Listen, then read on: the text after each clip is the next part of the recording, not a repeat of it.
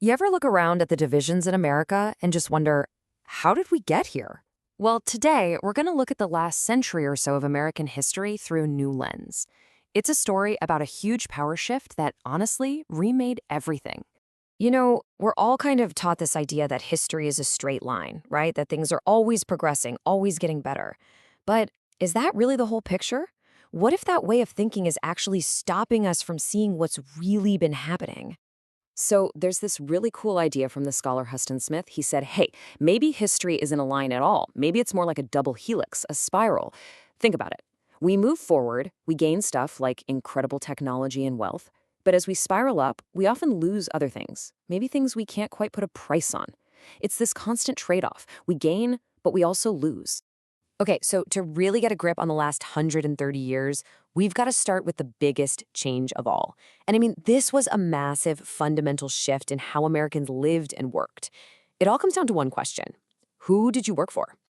I mean, just look at these numbers. It's a complete flip-flop. Back in 1920, a huge 80% of Americans worked for small businesses. We're talking family shops, local factories, that kind of thing. But fast forward to 1990, and only about 10% of people were self-employed. In just a couple of generations, we went from a country of small business owners and local workers to a country of employees working for massive corporations. And you have to understand, this wasn't just about economics. It wasn't just about where you got your paycheck. No, this was a full-blown cultural revolution. It changed our communities, it changed what we valued, and this is the really crucial part. It totally changed who was in charge, who held the power in this country. And that right there brings us to the heart of the story for this new era. It's really a tale of two competing elites. On one side, you have the old guard, the folks who actually built the country's big institutions. And on the other, you have the new guys who came in to manage them. This new group has a name. The political scientist Sam Francis called them the managerial class. Now, let's be clear. These aren't your founders or entrepreneurs. They don't own the big companies. They're the experts, the administrators, the bureaucrats, the people who get their power by controlling the massive institutions that somebody else created. And the difference between these two groups? It's night and day. The old founder elite from the 19th century, they were all about individualism, about having this intense will to go out and build things. They made stuff. The new managerial elite of the 20th century, they are bureaucratic. They didn't build the institutions, they inherited them.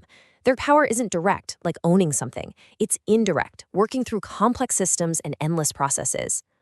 Now, here's where it gets really interesting. Sam Francis argued that there was this hidden motivation driving the new managers, a deep, simmering resentment for those old founder families. I mean, think about it. They were running the whole show, but they didn't own any of it. And that feeling of being powerful but still sort of second in command, it fueled this quiet, century-long battle to push out the old guard and completely remake America in their own image. So you've got this huge power struggle happening behind the scenes. And guess where it explodes? Right into our politics. This is what helps explain all the confusing, messy party shifts and realignments that have basically defined the last 100 years. So let's walk through how this all went down. After the Civil War, for decades, the Republican Party was king, dominated by the industrial Protestant North. Then, boom, FDR comes along and builds this massive and frankly really weird Democratic coalition. You had Southern conservatives, city-dwelling Catholics, socialists, Northern black voters. Basically, he just scooped up everyone who wasn't part of that Republican establishment. It was powerful, for sure, but totally unstable. And it all came crashing down in the 1960s, which is when the political map we know today really started to take shape. And what was the result of all this shuffling? A total rewrite of America's political dividing line. For a century, the big fight was North versus South. But after this great realignment, that changed. The new fault line became the coasts, the centers of this new managerial global economy, against the interior. That's it. That's the moment the red state versus blue state map was born. Okay, so this all brings us right up to today. The core idea here is that the crazy, intense divisions we feel all around us, they're not new. They're not something that just happened. They are the direct results, the legacy of this 100-year-long conflict between two very different versions of America, each born in a different time. This really lays out the two sides of our culture war, doesn't it? According to this theory, red state America is basically the cultural descendant of that 19th century founder culture, focused on individualism, honor, pulling yourself up by your bootstraps. And blue state America is the heir to the 20th century managerial system, valuing things like process, group consensus, and more subtle forms of social control. It's almost like they're running on two totally different operating systems. Remember the movie American Beauty? That film absolutely nailed the feeling at the end of this corporate era. It painted this picture of a world that looked perfect on the outside, all the material wealth, the perfect suburban life. But on the inside, every single person was just miserable, spiritually bankrupt, anxious, just completely lost. All the money was there, but the meaning had just vanished. And that right there is the great trade-off we're talking about.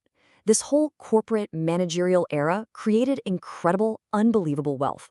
But the culture it was built on, this culture of anxiety, of constantly needing approval, this quiet sense that maybe nothing really matters, it just ate away at the social fabric, the mortal core that held everything together. We got super rich, yeah, but maybe we lost our soul in the process. It's that double helix again, isn't it? We gained one thing and we lost something else. So if this way of looking at things is right, if everything we're going through right now is just the final messy end of the corporate era, then that leaves us with a huge question. What's next? What's the next era going to look like? And maybe the most important question of all is, what are we going to choose to build to replace it?